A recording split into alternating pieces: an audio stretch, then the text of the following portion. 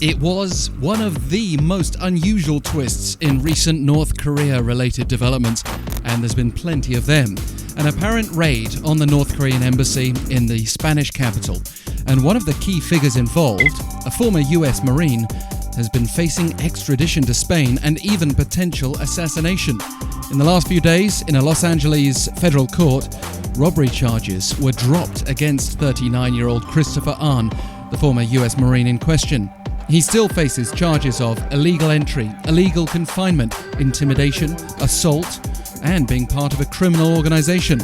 But robbery charges were the most serious, and they've been dropped because Judge Jean Rosenbluth said there was no evidence to show Ahn had taken anything for profit. But then, what was Ahn doing at the North Korean embassy in Madrid, just days before US President Donald Trump would meet North Korean leader Kim Jong-un in Vietnam for their second summit? According to Ahn in court, he and others made it look like they were carrying out a kidnapping, but they were actually seeking to help people from the embassy escape. The ruse aiming to protect relatives back in North Korea from being punished by association with a defection.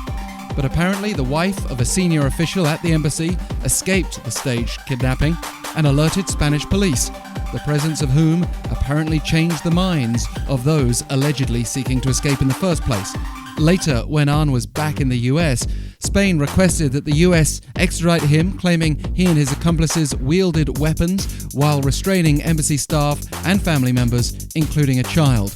Speaking of those accomplices, Ahn acted as a member of Free Joseon, which is what it proposes as the name for North Korea if it can overthrow the current regime in Pyongyang.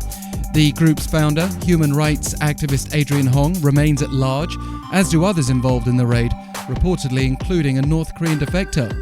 And this story does fit the wider narrative, as Free Joseon has reportedly helped numerous North Koreans escape Pyongyang's clutches, including a diplomat based in Rome, and most notably Kim Han-sol, the son of Kim Jong-un's murdered half-brother.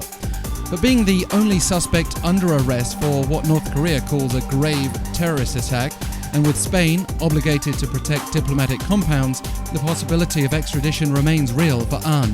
He's urged the Spanish authorities to consider the more believable narrative, claiming there's even a greater danger to his life if he leaves the US. He insists the same Department of Justice that's told him he's at risk of assassination if he leaves is trying to extradite him.